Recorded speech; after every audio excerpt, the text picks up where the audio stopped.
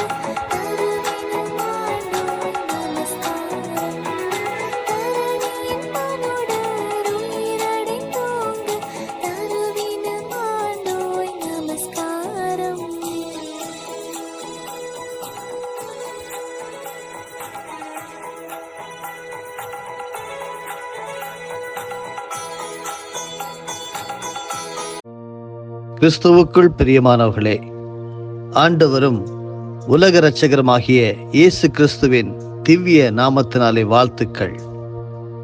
தினம் ஒரு சத்திய வார்த்தை. இந்த நாளுக்குரிய தியானத்தின் தலைப்பு உலகின் முடிவும் மனிதனின் நம்பிக்கையும்.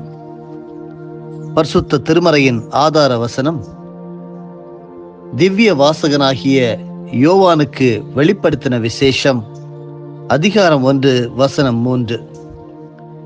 இந்த தீர்க்க தரிசன வசனங்களை வாசிக்கிறவனும் கேட்கிறவர்களும் இதில் எழுதியிருக்கிறவைகளை கை கொள்ளுகிறவர்களும் பாக்கியவான்கள். காலம் சமீபமாய் இருக்கிறது. உலகின் முடிவும் மனிதனின் நம்பிக்கையும். அருமையானவர்களே, நாம் வாழும் இந்த உலகம் விரைவில் அழியும் என்று எல்லா மதத்தினரும் நம்புகிறார்கள். விஞ்ஞானிகளும் அதையே கூறுகின்றனர். உலகம் எப்போது அழியும் என்றும் எப்படி அழியும் என்றும் பலரும் பலவிதமான கருத்துக்களை பகிர்ந்து கொள்கிறார்கள். வான மண்டலத்திலும் பூமியிலும் சில வித்தியாசங்கள் காணப்படும் போதும் இயற்கை சீற்றங்கள் பெருமளவில் தேசங்களை புரட்டி போடும் வேளையிலும் மக்கள் மனதில் உலகின் முடிவு நெருங்கிவிட்டதோ என்ற கலக்கம் வருவது இயல்புதான். பலருடைய உள்ளத்தில் எழும்பும் கேள்வி, உலகம் அழிந்து நாம் மரித்தால் அதன் பின் என்ன ஆகும்? பலதரப்பட்ட மக்களும் பலவிதமான காரியங்களை நம்புகின்றனர். மனிதனுக்கு பல பிறவிகள் இருப்பதாகவும் அதில் ஒரு பிறவிதான் மனித பிறவி என்றும் சிலர் நம்புகின்றனர். இவர்களின் நம்பிக்கைப்படி மனித பிறவியை தவிர்த்து ஏனைய பிறவிகளில் வேறு உயிரினங்களாகவும் பிறக்கலாம் என்று நம்புகின்றனர். வேறு சிலர் நம்புவது என்னவென்றால், மரித்த பின் அவர்கள் ஆத்மாவானது அவர்கள் இவ்வுலகில் வாழ்ந்த காலத்தில் செய்த பாவங்களுக்காக பாவ கடன் தீர்க்கும் ஸ்தலம் பர்கேட்டரி எனப்படும் பிரத்யேகமான ஒரு இடத்தில் தண்டனையை அனுபவித்து அதன் பின் மோட்சத்திற்கு எடுத்துக் கொள்ளப்படுமாம். இவர்கள் அனைவரும் கடைசியில் மோட்சம் சென்று விடலாம் என்று நம்புகின்றனர். கடவுளை நம்பாதவர்களோ மனிதன் மரித்த பின் மண்ணோடு மண்ணாகி விடுவான், மரணத்திற்கு பின் நம்புவது ஒன்றுமில்லை என்று என்கின்றனர். எனவே வாழ்கின்ற காலத்தில் நன்மையான காரியங்களை செய்துவிட்டு போக வேண்டும் என்பது இவருடைய வாதம். இதற்கு கிறிஸ்தவம் கொடுக்கும் விடையை இந்த புத்தகம் வெளிப்படுத்தின விசேஷம் நாம் வாசிக்கும் போது நாம் தெளிவாக கண்டுகொள்ள முடியும்.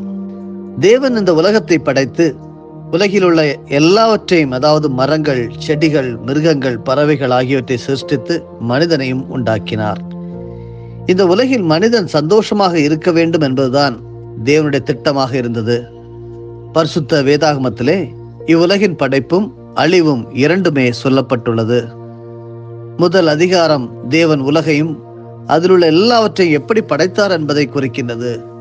கடைசி அதிகாரங்களை நாம் பார்க்கும்போது உலக முடிவுக்கு பின் தேவன் அவருடைய பிள்ளைகளை நித்தியமான ஒரு வாழ்க்கைக்குள்ளாக அழைத்து செல்வதை கூறுகிறது. அதுதான் வெளிப்படுத்தின விசேஷம். மனிதன் தேவன் அவனுக்காக வைத்திருந்த திட்டத்திலிருந்து வழி விலகி போனான். சாத்தானின் தந்திரமான வஞ்சகமான பேச்சினால் பாவம் செய்யும்படி தூண்டப்பட்டு விழுந்து விட்டான். தன் சாயலில் படைக்கப்பட்ட மனிதன் பாவத்தில் விழுந்து விட்டதைக் கண்டு அன்பே உருவான தேவன் வேதனைப்பட்டார். ஏனென்றால் மனிதன் பாவம் செய்த நிமித்தம் அவனுக்கும் தேவனுக்கும் உள்ள ஐக்கியம் துண்டிக்கப்பட்டது. அந்த பாவத்தினால் மனிதன் நித்திய மரணத்திற்கு நியமிக்கப்பட்டான். இந்த ஐக்கியம் திரும்பவும் புதுப்பிக்கப்படவும் வேண்டும். பாவத்து நிமித்தம் நித்திய நரகத்திற்கு செல்ல வேண்டிய மனிதன் மீட்படையவும் வேண்டும். தேவன் அதற்காக ஒரு வழியை உண்டாக்கினார். தேவனே பரலோக மேன்மையை துறந்து மனித அவதாரம் எடுத்து இந்த உலகில் இயேசு கிறிஸ்துவாக அவதரித்தார். அவர் பிறந்தது நாம் வருடா வருடம் கிறிஸ்துமஸ் பண்டிகை கொண்டாடுவதற்காக அல்ல, அருமையானவர்களே.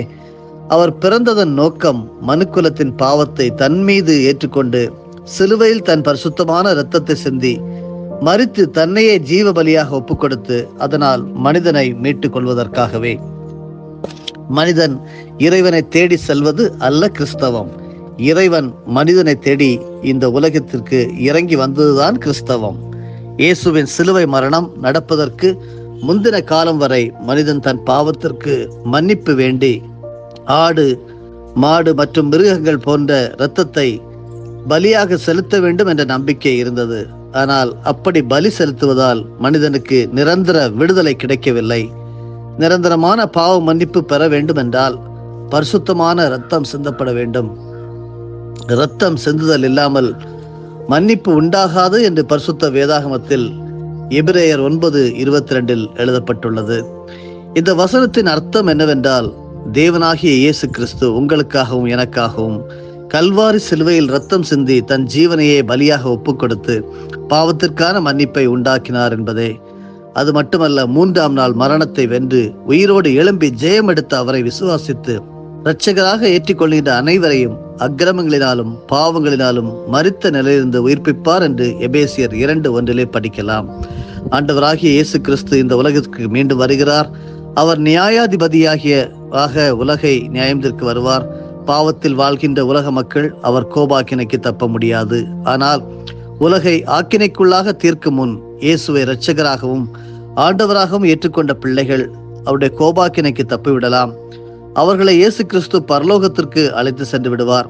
அவரோடு செல்ல நீங்களும் ஆயத்தமாகவும் பாத்திரவான்களாகவும் இருக்கிறீர்களா? உலகில் நடக்க இருக்கின்ற கடைசி கால நிகழ்வுகளை பரிசுத்த வேதாகமத்தின் கடைசி புத்தகமான வெளிப்படுத்தின விசேஷம் என்ற புத்தகத்தில் நாம் வாசிக்கலாம். வெளிப்படுத்தல் 1:3 இந்த தீர்க்க தரிசன வசனங்களை வாசிக்கிறவனும் கேட்கிறவர்களும் இதில் எழுதியிருக்கிறவர்களை கைக்கொள்கிறவர்களும் பாக்கியவான்கள், காலம் சமீபமாயிருக்கிறது என்று எழுதப்பட்டுள்ளது. ஆண்டவராகிய இயேசு கிறிஸ்து இந்த உலகத்திற்கு 2ஆம் முறையாக வருவதற்காக உலகம் தெரிந்தோ தெரியாமலோ ஆயத்தமாகி கொண்டிருக்கிறது. அருமையானவர்களே, நீங்களும் நானும் அப்படிதான் அவருக்காக தான் ஆயத்தமாகி கொண்டிருக்கிறோம். அது உங்களுடைய அன்றாட வாழ்க்கையிலே அறிந்தோ அறியாமலும் உங்களுடைய ஆன்மீக வாழ்விலே நடந்து கொண்டுதான் இருக்கிறது. இயேசு கிறிஸ்துடைய வேத வசனங்களை வாசிக்கிறோம், அவரோடு பேசுகிறோம், அவர் சொன்ன காரியங்களை செய்கிறோம். இது எல்லாம் அவருடைய 2ஆம் வருகைக்கு ஆயத்தமாக நாம் செய்து கொண்டிருக்கக்கூடிய காரியங்கள். இயேசு கிறிஸ்துவின் 2ஆம் வருகை தற்போது வாழ்ந்து கொண்டிருக்கும் இந்த சந்ததியின் காலத்தில் நடக்க வாய்ப்புகள் அதிகமாக உள்ளது. அருமையானவர்களே, பரிசுத்த வேதாகமத்தில் இயேசு கிறிஸ்துவின் 2ஆம் வருகை குறித்து 1854 இடங்களில் நேரடியாக சொல்லப்பட்டுள்ளது.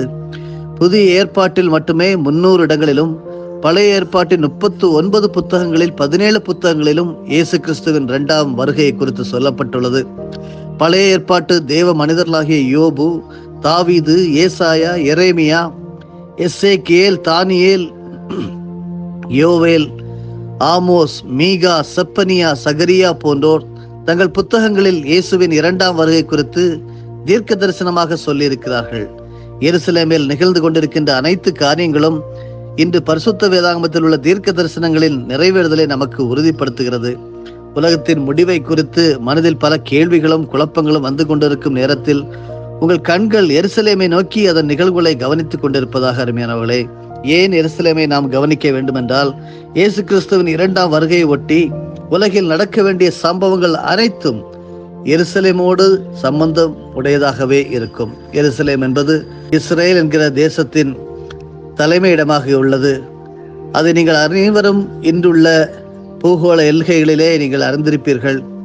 அது மட்டுமல்ல, தேவன் எருசலேமை தனக்காக தெரிந்து கொண்டார் என்று சொல்லி வேதம் நமக்கு கற்றுத்தருகிறது. இப்போதும் எருசலேமை குறித்து அடிக்கடி செய்தித்தாள்களிலும் தொலைக்காட்சிகளிலும் ஊடகங்களிலும் நாம் படிக்கிறோம், பார்க்கிறோம். பரப்பளவில் சிறிய நாடான இஸ்ரவேல் தேசத்தை, குறிப்பாக அதன் தலைநகரமான எருசலேமை நோக்கியே உலக நாடுகளின் பார்வையும் திரும்பி இருக்கின்றது. அருமையானவர்களே, கர்த்தர் சீயோனை தெரிந்து கொண்டு அது தமக்கு வாசஸ்தலம் ஆகும்படி விரும்பினார் என்று சங்கீதம் 132:13 சொல்கிறது. உலகத்தின் முடிவும் மனிதனின் நம்பிக்கையும் எப்படிப்பட்டதாக இருக்கிறது என்று சொல்லி நாம் இன்றைய தியான பகுதியிலே படித்தோம். வெளிப்படுத்தலே சொல்லியிருக்கிற வசனம், எபிரேயர் 9:22 சொல்லியிருக்கிற வசனம், இரத்தம் சிந்துதல் இல்லாமல் மன்னிப்பு உண்டாகாது. அதற்காகவே இயேசு கிறிஸ்து உங்களையும் என்னையும் மீட்டுக் கொள்வதற்காகவே இறைவன் மனித சாயலில் இயேசு கிறிஸ்துவாக அவதரித்தார். அவரை நம்புவோம், விசுவாசிப்போம். உலகத்தின் முடிவும் மனிதன் நம்பிக்கையும் பற்றி வரக்கூடிய நாட்களிலும் நம்ம ஆழமாக சிந்திப்போம். நம்ம அர்ப்பணித்து ஜெபிப்போமா? பரிசுத்தமுள்ள நல்ல தந்தையே, ஆண்டவராகிய இயேசு கிறிஸ்துவின் மூலமாக உம்மிடம் வருகிறோம். நீர் நல்லவர், போதுமானவர். எங்களுக்கு ஒவ்வொரு காரியத்தையும் ஒவ்வொரு நாட்களிலும் எங்களுக்கு போதித்து வருகிறீர். இந்த சத்திய வசனத்தை, இந்த வார்த்தையை கேட்டுக்கொண்டிருக்கிற ஒவ்வொரு காதுகளிலும் இருதயங்களிலும் கர்த்தர் நிலை கொண்டிருப்பதற்காக ஸ்தோத்திரம். நீர் அந்த ஜனங்களை ஆண்டவரே உமக்காக தெரிந்து கொண்டு ஆண்டவரே உம்மோடே பரலோக வாழ்வை கழிப்பதற்கான அவர்களை பிரித்தெடுத்திருக்கிறீர். அதற்காகவே அவர்கள் இன்று இந்த செய்தியை கேட்டுக்கொண்டிருக்கிறார்கள். அவர்களை நான் இந்த ஜெபத்திலே தாங்கி ஜெபிக்கிறேன், ஸ்தோத்தரிக்கிறேன். ஆண்டவரே அவர்களை இந்த செய்தியை பலருக்கு சொல்லும்படியாகவும் உடைய ராஜ்யம் பிரஸ்தாபமாகும்படியாகவும் அவர்களை நாங்கள் ஆசீர்வதித்து ஜெபிக்கிறோம். மகிழ்ச்சியுள்ள நாளாக, வெற்றி நாளாக கட்டளை கொடுக்கிறோம். இயேசு ரட்சகர் மூலமே பிதாவே, ஆமேன். என் ஆத்துமாவே கர்த்தரை ஸ்தோத்தரி, என் முழு உள்ளமே அவருடைய பரிசுத்த நாமத்தை ஸ்தோத்தரி. என் ஆத்துமாவே கர்த்தரை ஸ்தோத்தரி, கர்த்தர் செய்த சகல உபகாரங்களையும் மறவாதே. ஆமேன்.